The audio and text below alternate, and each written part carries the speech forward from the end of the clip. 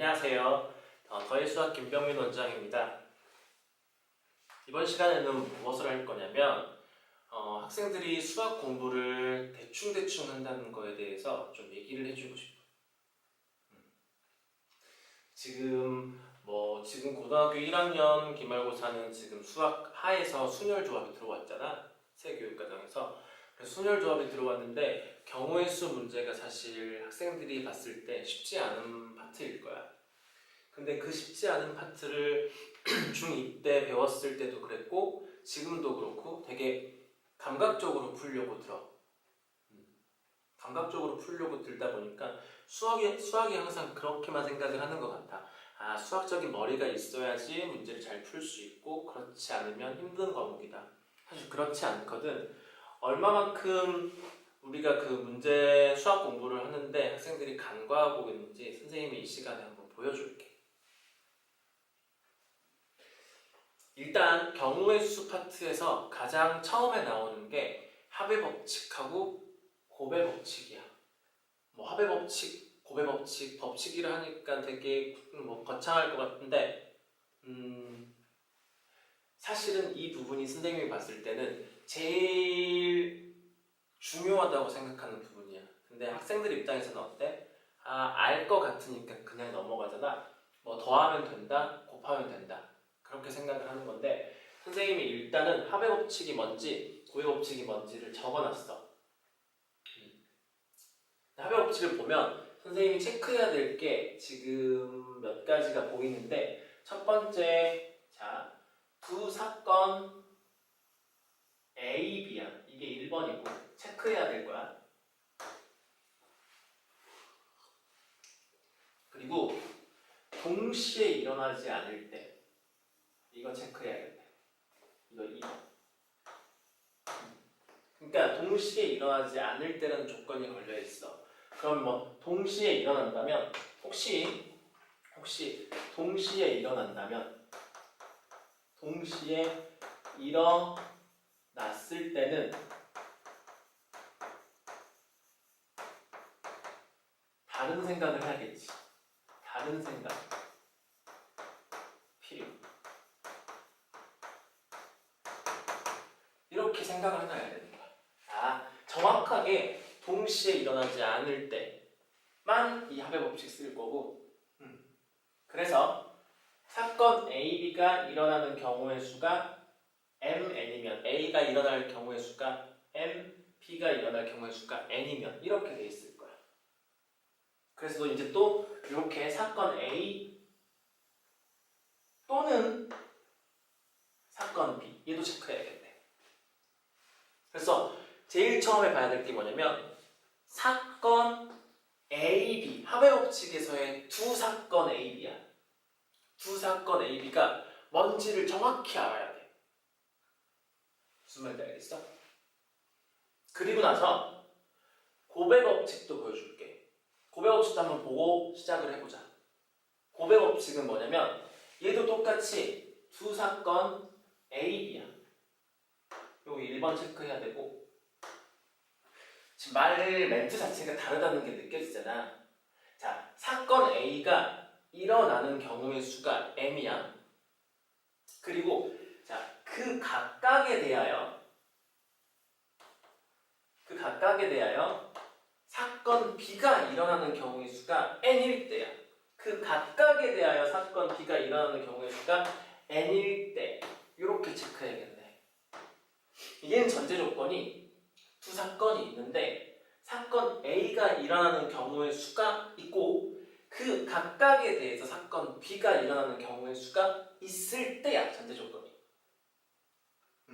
학생들이 놓치고 있을 수가 있는데 사실 합의 법칙에서 말하는 두 사건 A, B와 곱의 법칙에서 말하는 두 사건 A, B는 완전히 달라. 그냥 우리가 문제에서 봤을 때 사건 하는 거면 사건 그런 뉘앙스로 그냥 이벤트 이렇게 생각하면 그냥 무차별하게 무참히 깨지는 게 되는 거지. 문제를 풀 때. 무슨 말인지 알겠어? 더한다랑 곱한다가 여기서는 중요한 게 아니었다고. 알겠어? 일단 볼게. 사건에 대한 정의를 한번 해보자. 사건은 뭐냐면 사건에 대해서 선생님이 알려줄게. 일단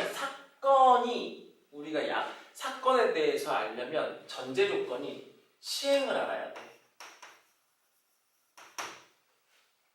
시행을 알아야지 사건에 대한 생각을 할 수가 있어. 시행은 뭐냐면 반복적으로 하는 행위. 그렇게 일단 잡아보자. 반복적으로 하는 행위.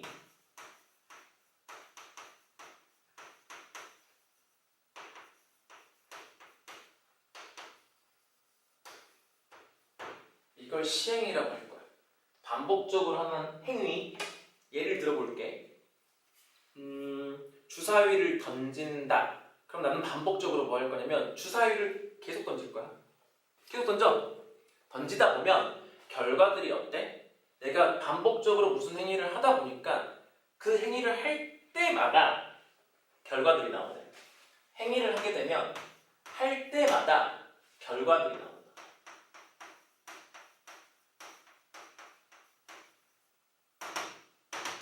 이 결과들이 나와.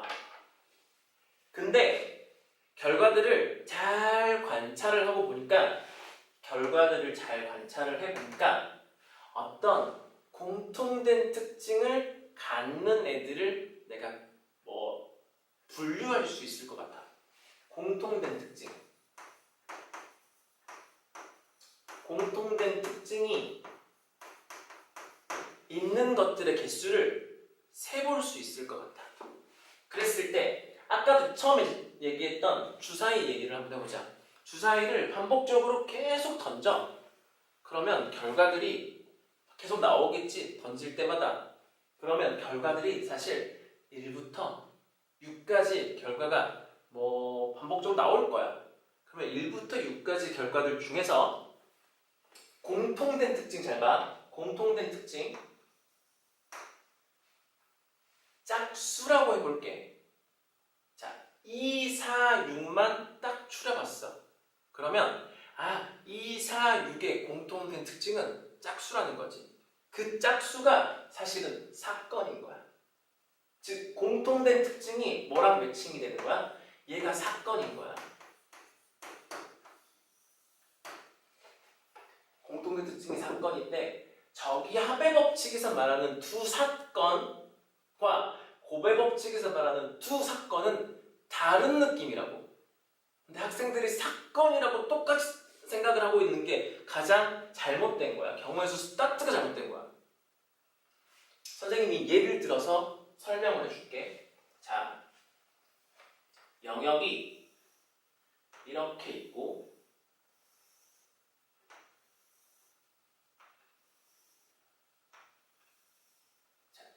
A, B,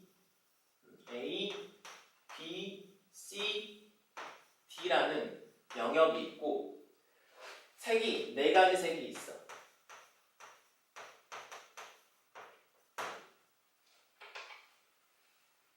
A, B, C, D라는 4가지 영역이 있고 색이 4가지 색이 있는 거야. 그러면 선생님 시행부터 보여줄게. 시행은 뭐냐면 잘 봐. 4개 영역에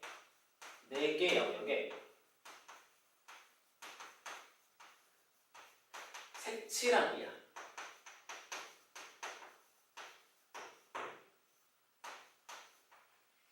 내가 반복적으로 하려고 하는 게 뭐냐면 4개의 영역에 색을 칠할 거야.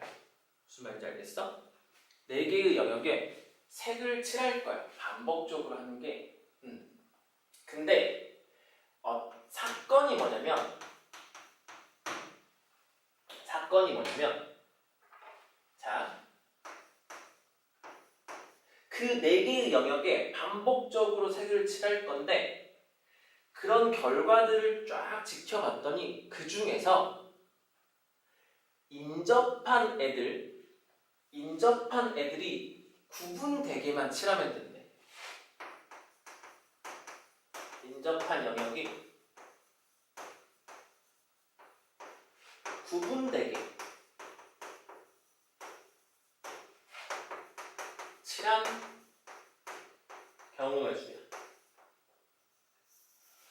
칠하는 거.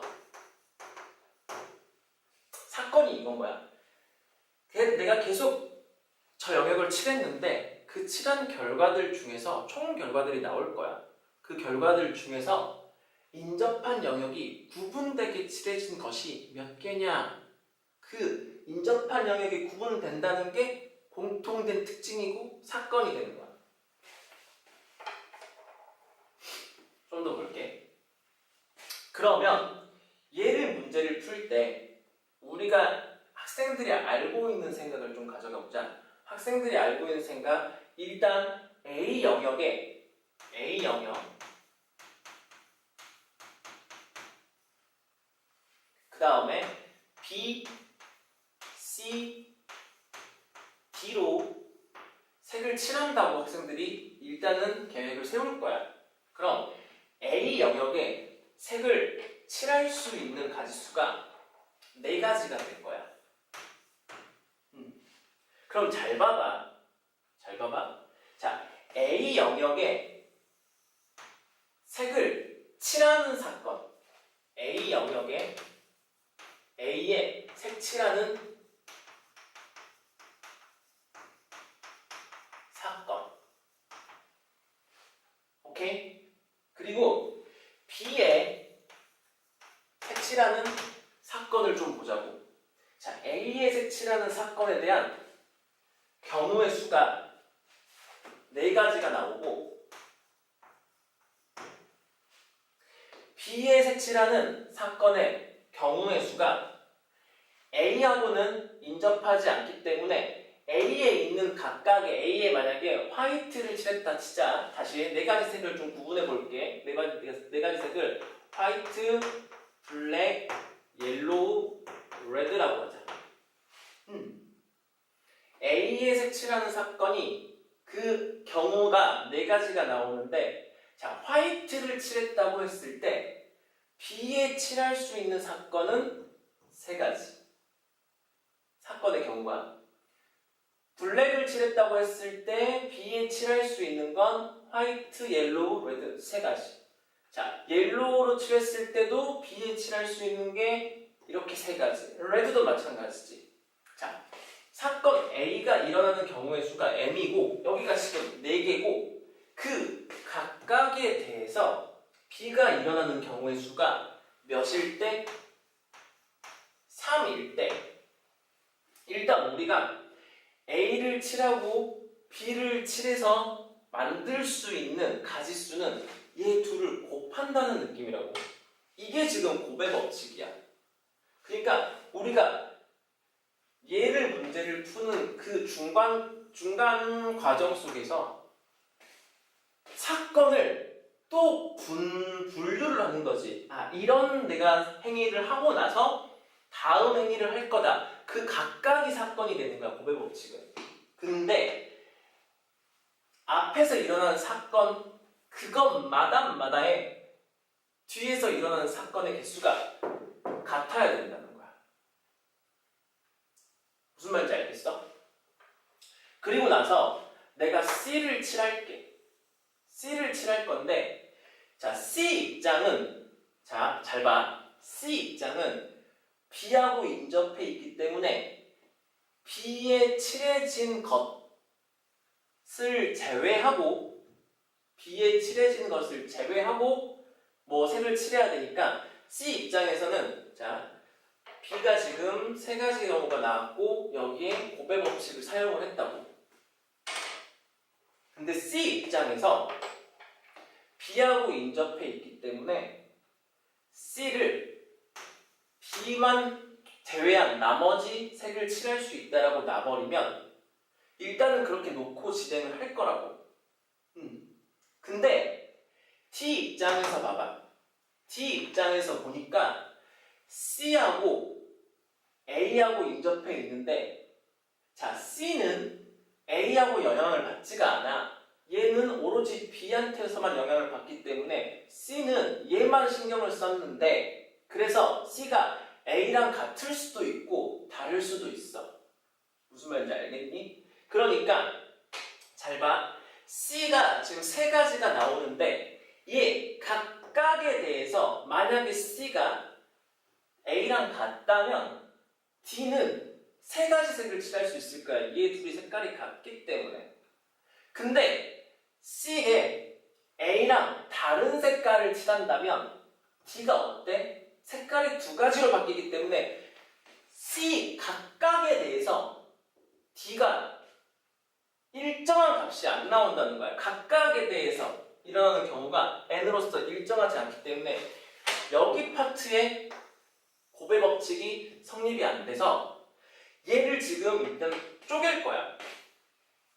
얘를 쪼갤 거라고. 어떻게 쪼갤 거냐면 자, C가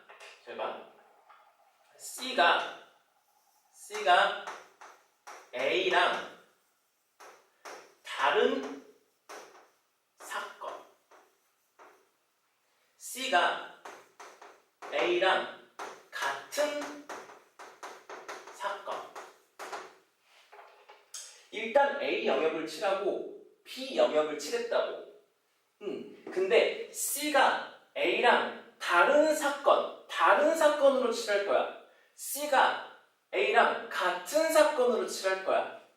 즉 C가 A랑 다른 사건하고 C가 A랑 같은 사건은 절대로 동시에 일어나지 않아.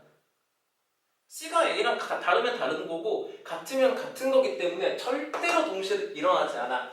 그래서 이 사건 1번과 이 사건 2번은 저 합의 법칙에서 말하는 사건이라고. 무슨 말인지 알겠어? 합의 법칙에서 말하는 사건과 곱의 법칙에서 말하는 사건은 달라. 근데 잘 봐. 사건을 좀 더 디테일하게 설명하면 자, A 영역을 칠하고 B 영역을 칠하고 그 다음에 C는 A랑 다른 색을 칠하고 그 다음 D를 칠하겠다가 1번 사건이야. 오케이? 그럼 이 1번 사건은 이쪽에다 써볼게. 자, 이 1번 사건은 A 영역을 칠하고 이 각각에 대해서 B 영역을 칠하는 게 지금 어때? 같아. 그 다음에 C가 A랑 다르게 칠할 거기 때문에 A에 칠해지지 않고 A에 칠해진 색깔과 다른 색깔 그리고 B에 칠해진 색깔과 다른 색깔을 칠할 거야. 두 가지. 얘들 칠해놓고 얘들마다 다 어때? 두 가지인 거야. 그리고 나서 D를 봤더니 여기까지 칠해진 것마다 뒤에다가 칠할 수 있는 방법이 두 가지가 됐다고. 무슨 말인지 알겠어? 자, 2번 사건 가져올게. 2번 사건은 A에다가 칠하고 B에다가 칠하고 C는 A에 같은 색을 칠할 거야. 그래서 무조건 경우가 A랑 같은 색이야. 선택할 게 없지. 한 가지. 그리고 나서 얘들 각각마다 D에다가 칠할 수 있는 케이스가 세 가지가 나와서 이 사이사이는 곱이고 이 사건과 이 사건 사이에 저 합의 법칙이 발생을 하는 거라고. 무슨 말인지 알겠어? 어떻게 좀 다르게 설명을 하면 곱의 법칙은 우리가 구하려고 하는 경우가 있으면 그 경우를 좀 중간중간 단계들마다 사건을 만들어 놓는 거야. 그러니까 내가 어떻게 보면 시간의 흐르는 대로 얘 먼저 하고 나서 그 다음 행위를 한다. 그런 중간 과정들을 이거 하고 이거 한다. 이거 할 때 그 경우들. 이 사건인 거야. 여기서 말하는 사건이. 근데 합의 법칙의 사건은 경우가 우리가 구하고자 하는 그 경우가 딱 나오고 딱 나오는 거라고. 이 둘 간의 관계인 거야. 동시에 일어나지 않기 때문에 서로가 겹치지 않는다고. 우리가 여기에서 원하는 인접한 영역이 구분되게 칠하는 것들 중에서 이하고 이하는 동시에 일어나지 않는다고. 그래서 사건이 발생하는 그 형태가 곱의 법칙하고 합의 법칙은 다른 거야. 사실 선생님은 공부를 할 때 이렇게 개념을 공부를 하는데 학생들은 이 개념에 대해서 사실은 좀 많이 놓치고 있지. 합의 법칙은 더하는 거, 곱의 법칙은 곱하는 게 아니라고. 무슨 말인지 알겠어? 오늘은 여기까지.